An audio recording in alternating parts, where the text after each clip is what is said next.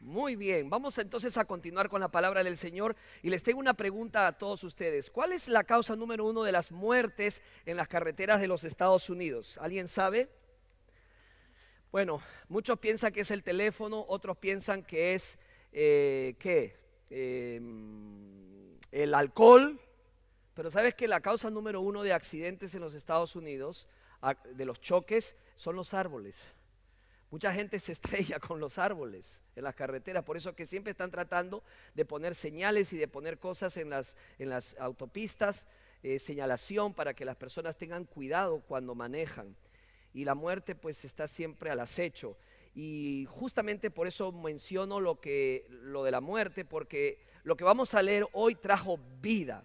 Cuando el Espíritu Santo viene, trae vida. ¿Cuántos dicen amén?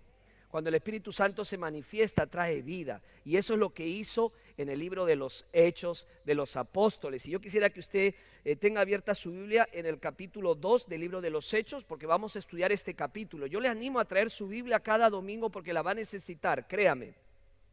La va a necesitar. Hemos empezado ya algunos domingos atrás esta nueva serie que le hemos llamado Testigos.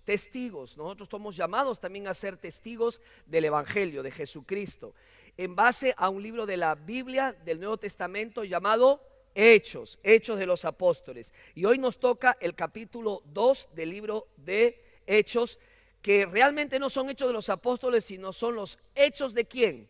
Los hechos de Jesucristo, los hechos del Espíritu Santo de Dios. Y el tema para hoy es el siguiente: Pentecostés. Cada domingo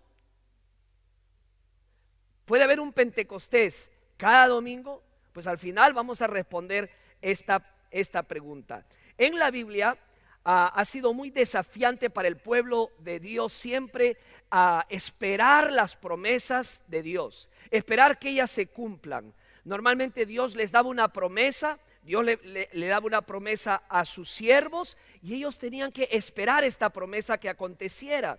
Igual pasó con los discípulos del Señor Jesucristo. En el capítulo 1, Él les hace la promesa de que les enviaría ¿qué? El Espíritu Santo. Y en el capítulo 2 vemos el cumplimiento de esa promesa. Así que capítulo 2, el versículo 1 en adelante, quisiera leerlos para recordar este momento tan importante en la vida de la iglesia. Dice el versículo 1: cuando llegó el día de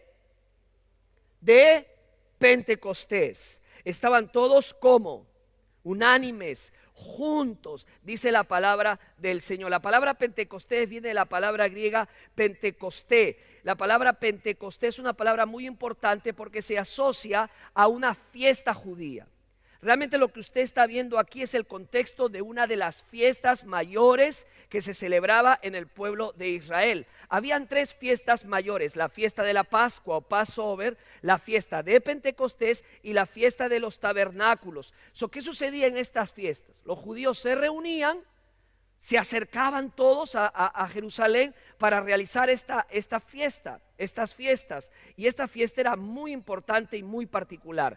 La palabra Pentecostés realmente es una palabra compuesta de dos palabras. Tenemos la palabra pente, que es la palabra griega para 5, y tenemos el sufijo costés, que significa 10 veces, 50 veces. Y esta fiesta se celebraba 50 días después de la primera fiesta. Entonces todos se reunían, todos celebraban en una gran algarabía. Se llamaba también la fiesta de las primicias, porque ellos traían pues los primeros frutos de la cosecha. Y ahí estaba el sumo sacerdote, y parte de la ceremonia era que él levantaba 2 panes, así como usted está escuchando, 2 panes para hacer una ofrenda mecida. Estos panes lógicamente venían de la flor de harina, y los mecía delante del Señor, los levantaba al aire. Claro, ellos no sabían lo que estaban haciendo, pero ahora nosotros que tenemos toda la Biblia completa sabemos que esos 2 panes simbolizaban 2 pueblos, que realmente se hacen uno. Simbolizaba el pueblo judío y el pueblo gentil. Si usted va ahora a Efesios capítulo 3, va a encontrar que ahora somos un solo pueblo en Cristo Jesús. Amén. Somos un solo pueblo. El Señor es un Dios mundial. El Señor es un Dios que ama a todas las personas. Todos son bienvenidos. Él nos abre las puertas de su corazón, sus brazos a toda persona. El evangelio no es exclusivo para cierto grupo de personas. El evangelio no es exclusivo para ciertas personas de cierto país o de cierto continente. Hello, Cristo dice que vino a morir por todos nosotros. Amén. Entonces, aquí vemos que en esta celebración de Pentecostés, entonces vemos que se está cumpliendo y el Señor es profesamente usa esta fiesta, porque luego vamos a ver en el capítulo 10 que también fueron convertidos los gentiles y ellos también recibieron el Espíritu Santo de Dios, porque el Espíritu Santo de Dios se derrama en aquellas personas que se arrepienten y creen en Jesucristo como su Señor y Salvador personal. En otras palabras, esta llenura del Espíritu Santo no es un acto especial solo para un grupo especial. No, es para todos aquellos que rinden su vida a Jesucristo. Dice el versículo 2, y de repente, dice de repente, vino ¿de dónde?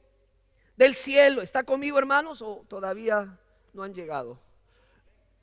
Por favor, concentrémonos. Es importante, no tanto por mí, sino por la palabra de Dios.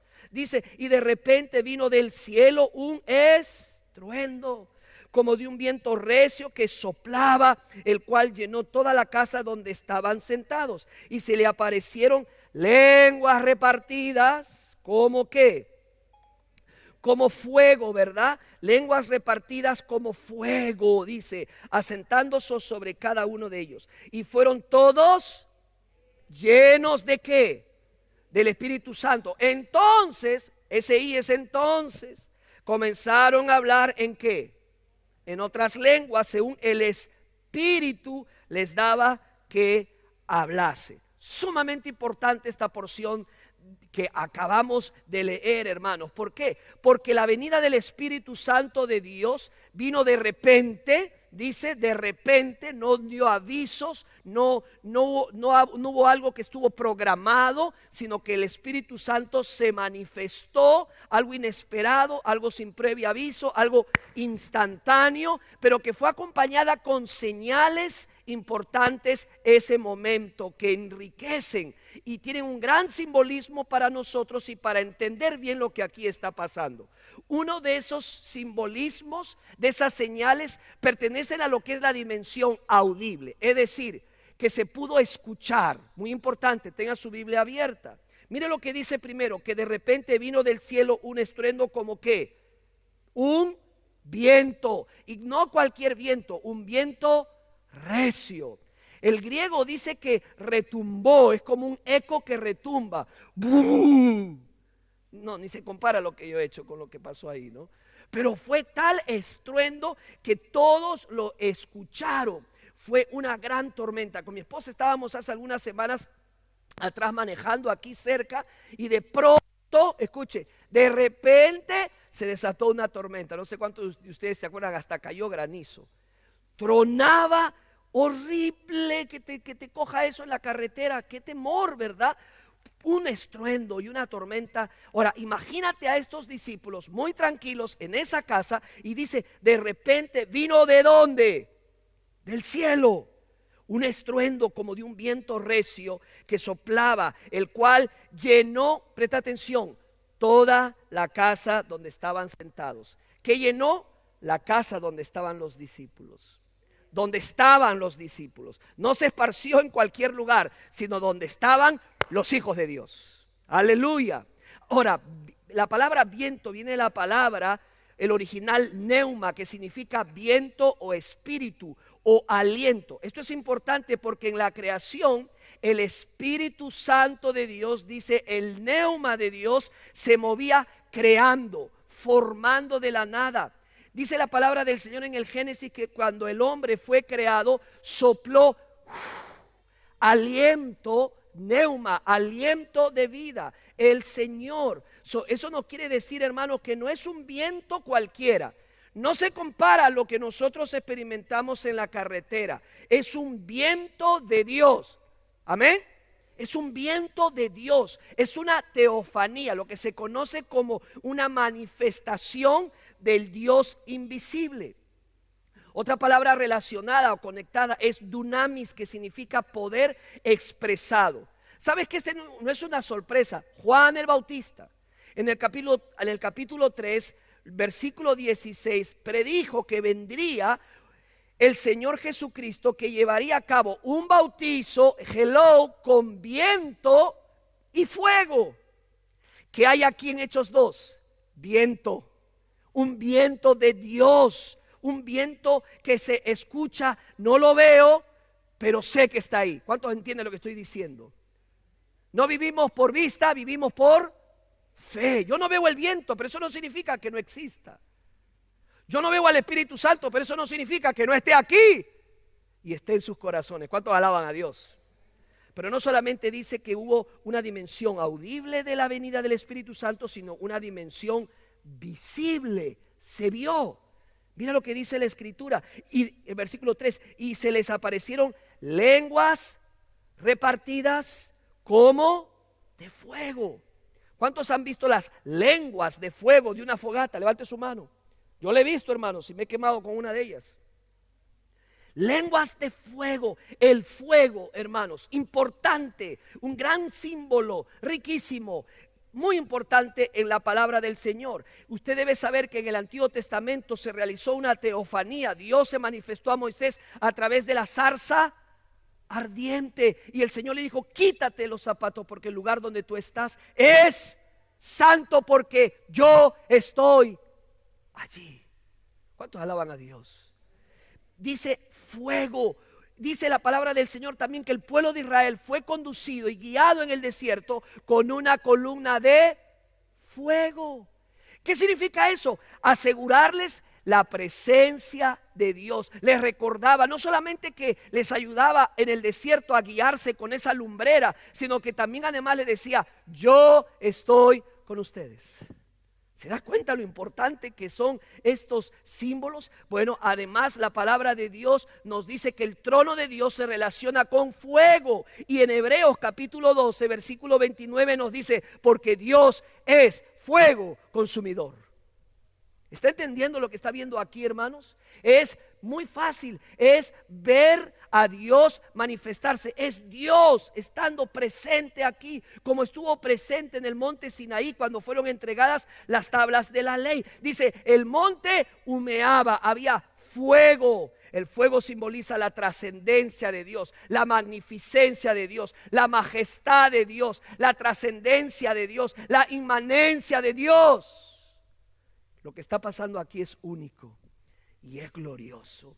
Y es aquí donde se da el primer milagro hecho por Dios directamente en la iglesia primitiva. ¿Cuál milagro? Muy fácil, lea conmigo desde el versículo 5 y lo va a encontrar. Dice: moraban entonces en Jerusalén judíos varones piadosos, ¿qué dice? De todas las naciones bajo el cielo, es decir, todas las naciones conocidas bajo el cielo. Preste atención, dice el versículo 6: y hecho este estruendo, ¿se acuerdan del que hablamos? Se juntó ¿quién? Y estaban ¿cómo?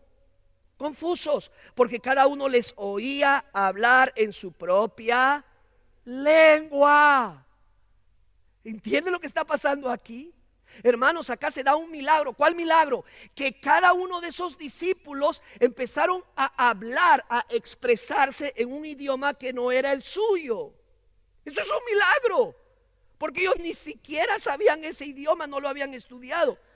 Imagínate tú esa experiencia. Y entonces todos los que estaban allí, que venían de diferentes lugares, se quedaron sorprendidos. Entonces dice el versículo 7: y estaban atónitos y maravillados, diciendo: mirad, ¿no son galileos todos estos que hablan? Verso 8: ¿cómo pues? ¿Qué dice? Les oímos nosotros hablar cada uno en nuestra lengua. No eran lenguas desconocidas, eran lenguas conocidas, en la que hemos nacido. ¿Quiénes? Número 9: partos, medos, elamitas y los que habitamos en Mesopotamia, en Judea, en Capadocia, en el Ponto y en Asia. Siga leyendo conmigo. en Frigia y Panfilia, en Egipto y en las regiones de África, más allá de Cirene, y romanos aquí residentes, tanto judíos como prosélitos, y cretenses y árabes, les oímos hablar en nuestras lenguas, ¿qué?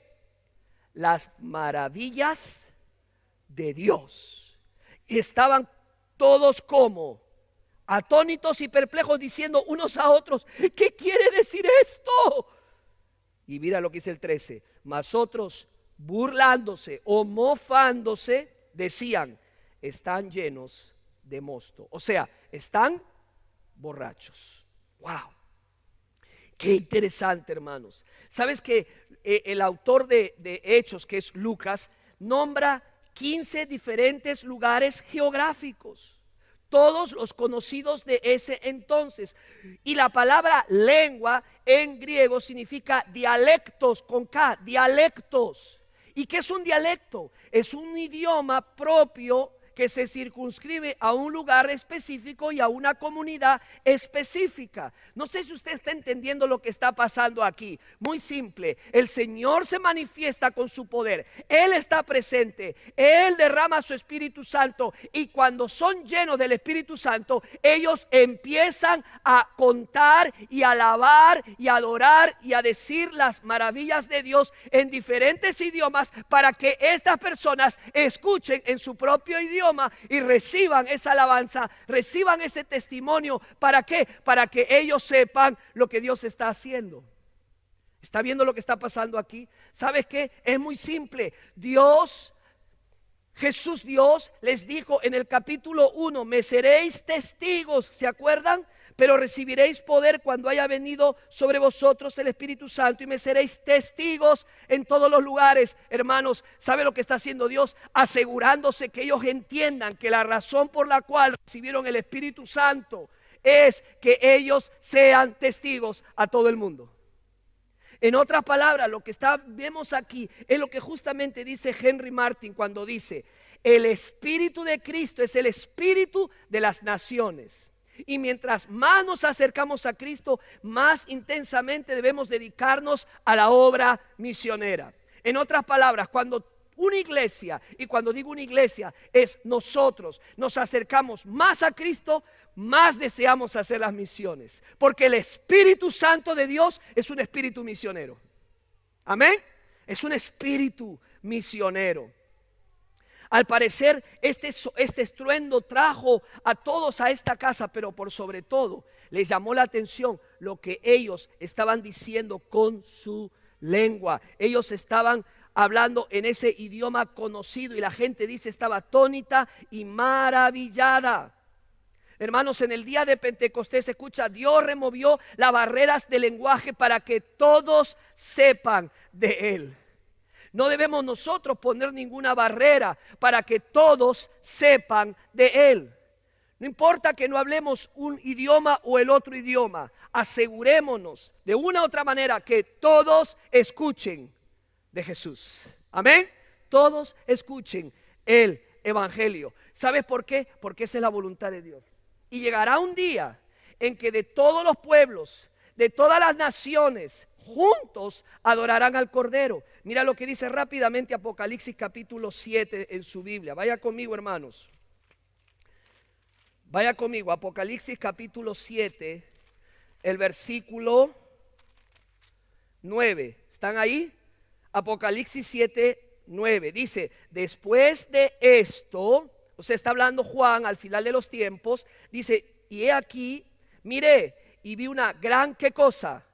Multitud, escucha hermano, la cual nadie podía contar, de todas las naciones y tribus y pueblos y lenguas, dialectos, que estaban delante del trono y en la presencia del Cordero, vestidos de ropa blancas y con palmas en las manos, y clamaban a gran voz diciendo, la salvación pertenece a nuestro Dios, que está sentado en el trono, y al Cordero. Una multitud clamando de diferentes pueblos y de diferentes naciones. Hermano, hermana, Dios ama a las naciones. Dios quiere redimir a las naciones. Y tú y yo necesitamos entender que somos parte de este plan maravilloso de redimir a toda la humanidad. Estos símbolos y milagros representan verdades que no podemos cambiar, que son indiscutibles, que debemos recordar sobre el Espíritu Santo. La primera, ¿cuál es? Muy simple. Dios es la fuente de poder. ¿Está escuchando? Dios es la fuente de poder.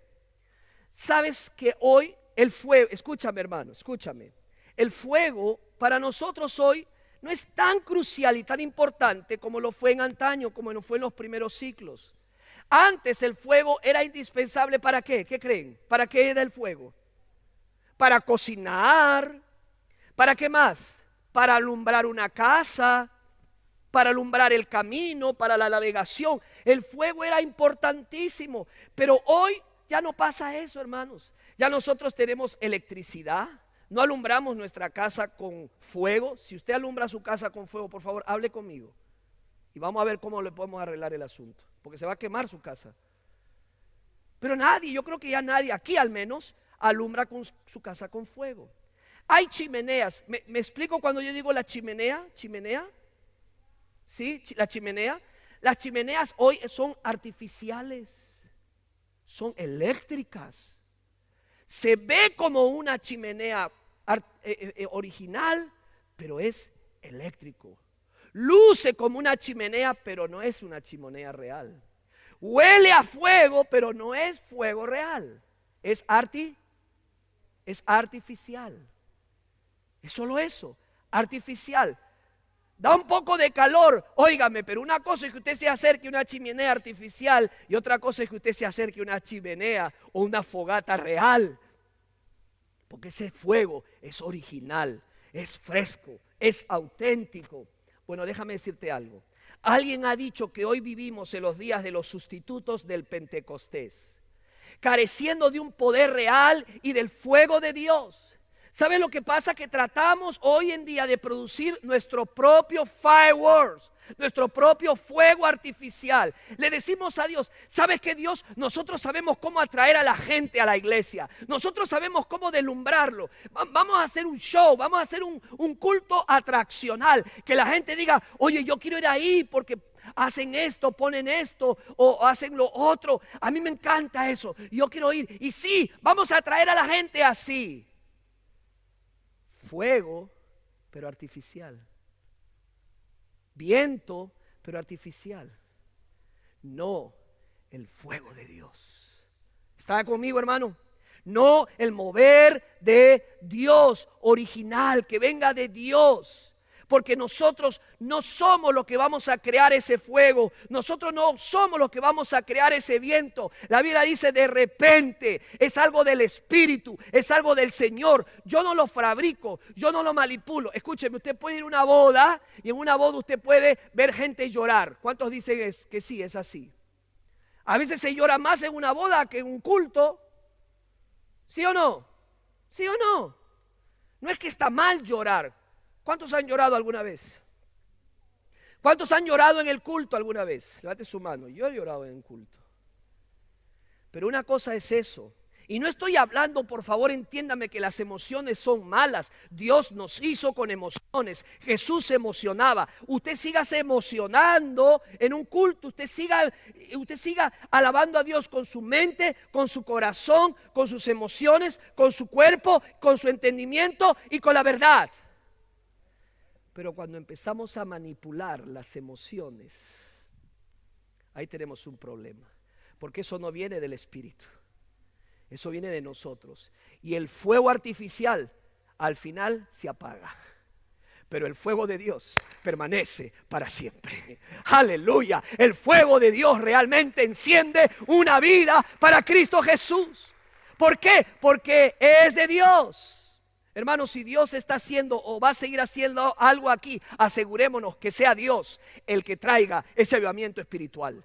Nosotros no estamos aquí para divertirlo a usted. No hacemos lo que hacemos para que usted diga, yo vuelvo el próximo domingo porque me gustó el show. Acá no hacemos ningún show. Acá lo único que hacemos es alabar al Cordero de Dios que quita el pecado del mundo. Por favor, cuando cantemos, cante. Cuando alaben, alábalo. Porque aquí todos somos lo que Dios está buscando. Adoradores que le adoren en espíritu y en verdad. Si el pastor lee la Biblia, yo también la leo. ¿Y sabes qué? El Señor trae un avivamiento espiritual. Y el Señor produce ese despertar, ese fuego de Dios. Cuando, ¿sabes qué hacemos? Leemos la Biblia. Cuando oramos, cuando nos conectamos con nuestros grupos de oración y nos unimos en oración, cuando somos humildes y le decimos, Señor, nosotros no somos nada y todo lo que somos es gracias a la gracia y la misericordia de Dios. Cuando un pueblo viene el domingo, un pueblo de Dios viene el domingo a la iglesia para decirle, Señor, gracias por tu misericordia y tu bondad. Es ahí donde Dios empieza, de repente, sin que nadie se dé cuenta, a manifestarse el poder de Dios. Pero también, hermanos, el fuego está conectado.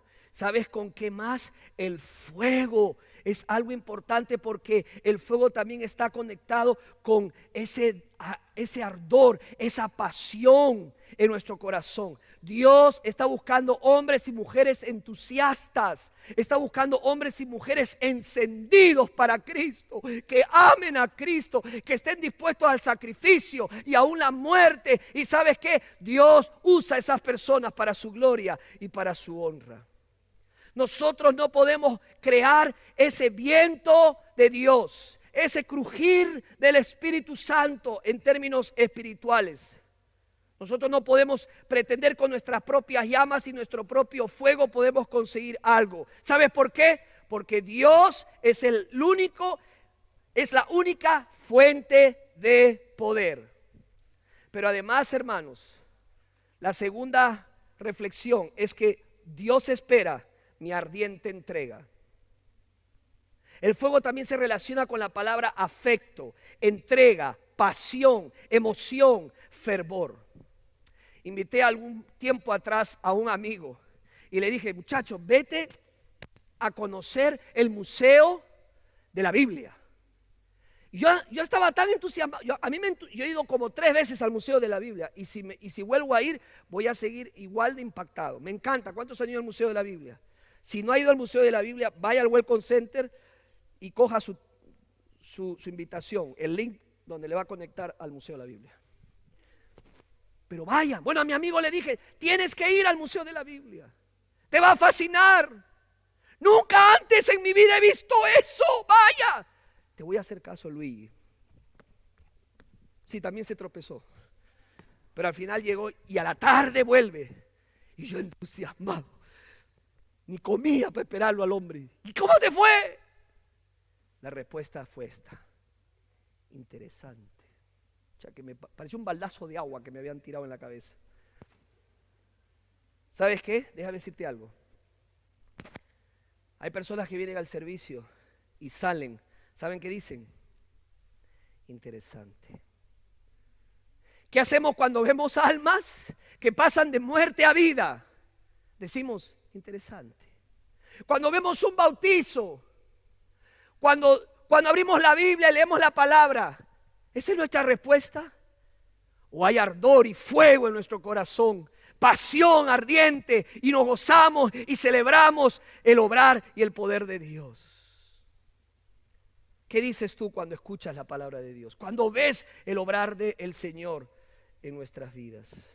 Hermanos, cuando tú tienes viento y cuando tú tienes fuego junto, eso es un incendio. ¿Y sabes qué? Yo no sé tú, pero yo quiero que Dios haga un incendio espiritual en medio de nuestras casas, en medio de nuestros cuerpos, en medio de nuestros corazones, en medio de nuestra iglesia, en medio de nuestra juventud, en medio de nuestros niños. Que el fuego del Espíritu Santo queme todo lo que tenga que quemar y avive todo lo que tenga que avivar.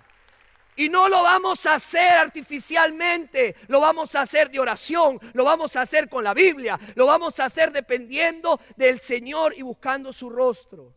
Pero además, hermanos, Dios confía que testifiquemos en nuestro idioma.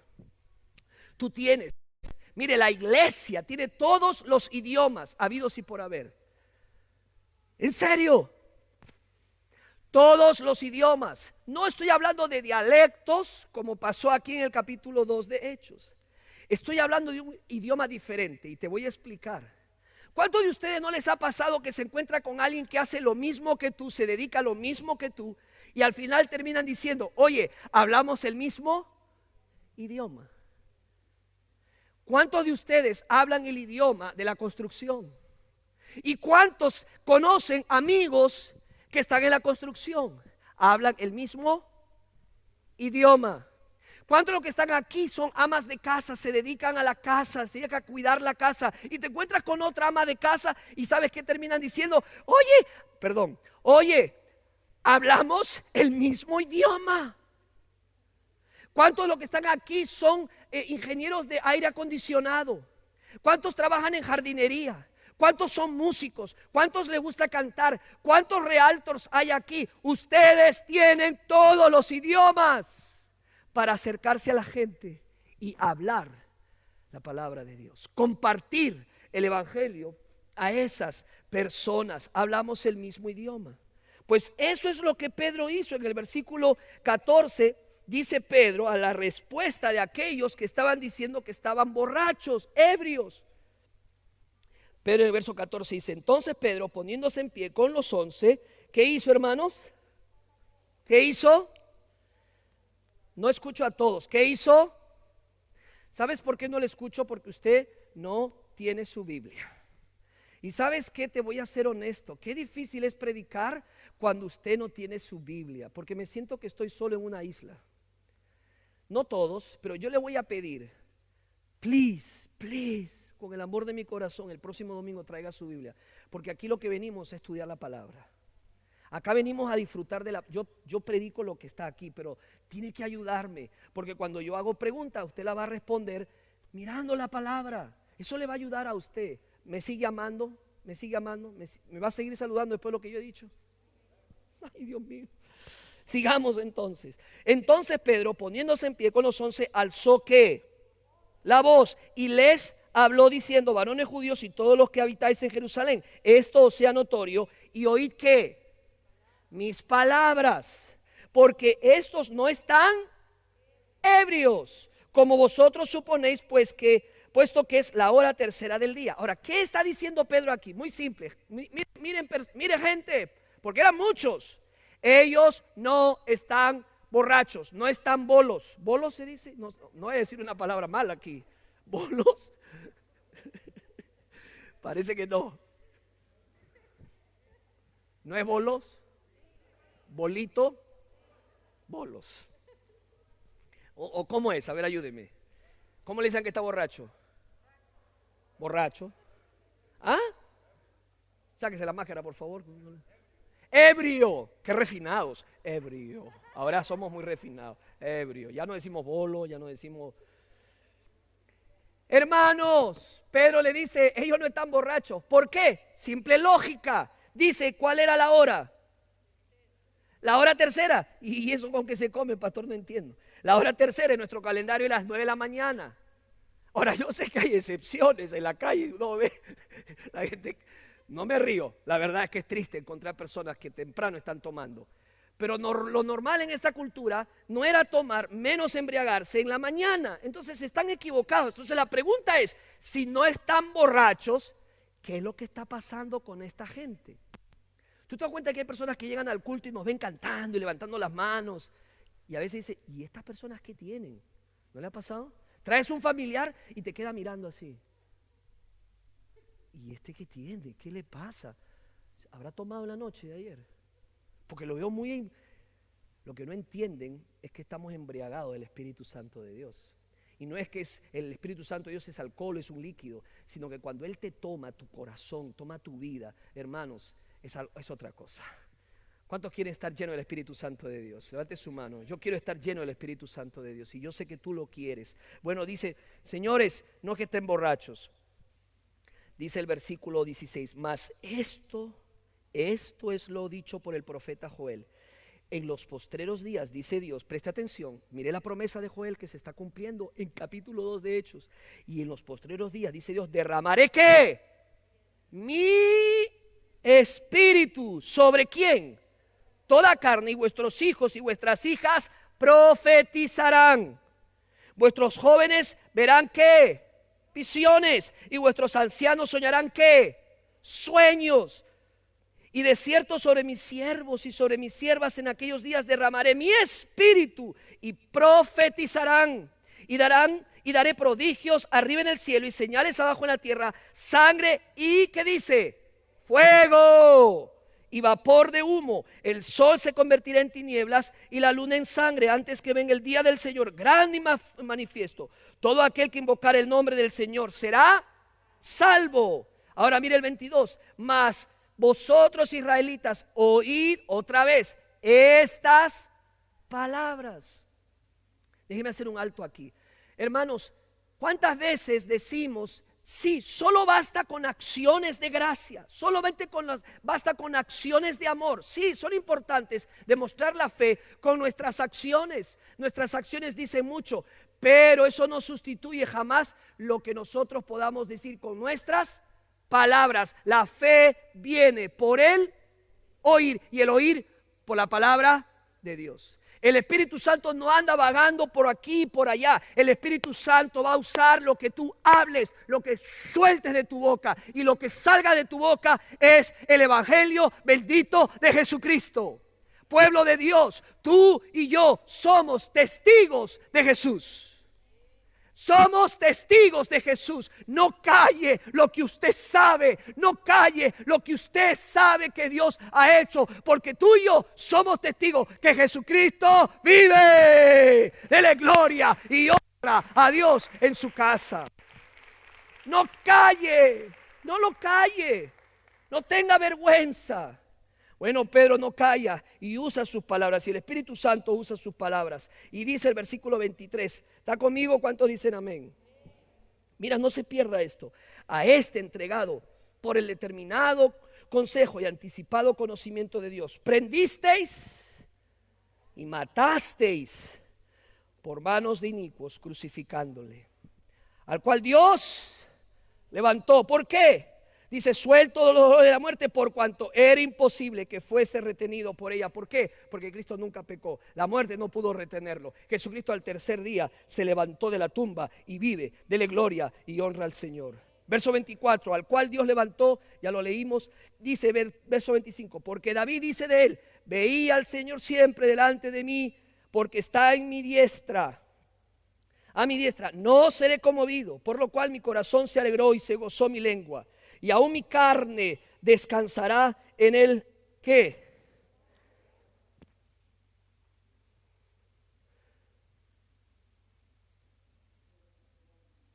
¿Ah? Eso lo hago para ver si están atentos. Porque no dejarás mi alma en el Hades, ni permitirás que tu santo vea corrupción. Me hiciste conocer los caminos de la vida, me llenarás de ¿qué? De gozo con tu presencia. Varones hermanos, se os puede decir libremente, dice, libremente, del patriarca David, que murió y ¿qué más?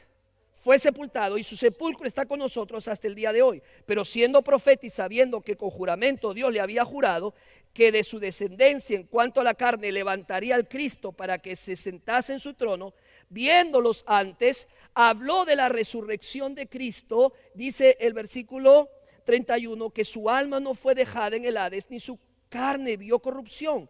A este Jesús resucitó ¿quién? Dios, de los cuales todos somos ¿qué cosa?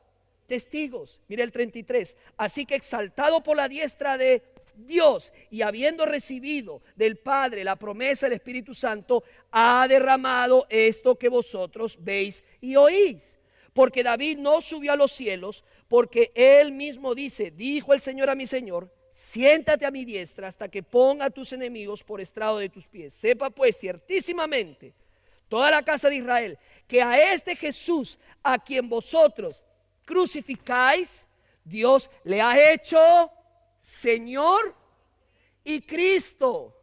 Señor y Cristo. Hermanos, estos son títulos para nuestro Señor Jesucristo. Señor viene del griego kurios. Kurios en la época de los discípulos de este tiempo era muy importante. ¿Sabes qué? Kurios significa Señor, y los emperadores se atribuían ese nombre para ellos. Julio César, Nerón, tomaban ese título de Señor. ¿Y sabes qué pedían? Que lo adorasen al emperador. Los primeros cristianos, ellos cumplieron con las leyes, se sometieron a sus autoridades, pagaron sus tributos, pero cuando le pedían que adoraran al emperador, ellos decían: nosotros solo adoramos a Jesucristo. Y tú sabías que desde ese entonces le empezaron a llamar a los cristianos ateos, porque no adoraban al emperador. Pero no solamente es Señor, sino que también es ¿qué? Cristo el Mesías prometido. Ahora mira, para terminar, al oír esto, ¿al oír qué?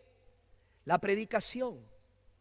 Al oír esto, se compungieron de corazón y dijeron a Pedro y a los otros apóstoles: varones hermanos, ¿qué haremos? Frente a la predicación, hermanos, aquí el querugma, como se conoce. De aquí salió cómo se debía predicar, de qué debía contener la predicación. Por eso es que hasta el día de hoy nosotros predicamos en los mensajes arrepentimiento. Porque cuando la palabra de Dios se predica y el Espíritu de Dios usa la palabra, cuando no manipulamos las emociones, cuando somos honestos y sinceros y damos todo el consejo de Dios, el Espíritu de Dios se mueve con libertad y produce lo que está produciendo aquí. Dice: se compungieron. La palabra compungirse viene del griego katenijaisán, que significa herir o punzar violentamente o aturdir. Hermano, fue innegable la obra del Espíritu Santo de Dios. ¿Qué haremos? Y el verso 38 dice: Pedro les dijo: arrepentíos y bautícense cada uno de vosotros en el nombre de Jesucristo para perdón, ¿qué dice? De los pecados. Y recibiréis, ¿qué dice? El don del Espíritu Santo. Porque para vosotros es la promesa y para vuestros hijos y para todos los que están lejos, para cuantos el Señor nuestro Dios llamare. Y con otras muchas palabras testificaba y les exhortaba diciendo: sed salvos de esta perversa generación. Amigo, amiga que me estás viendo del otro lado o que estás aquí, te digo en el nombre del Señor: sé salvo de esta perversa generación. Sé salvo. Sé salvo. Salva tu alma. Arrepiéntete de tus pecados.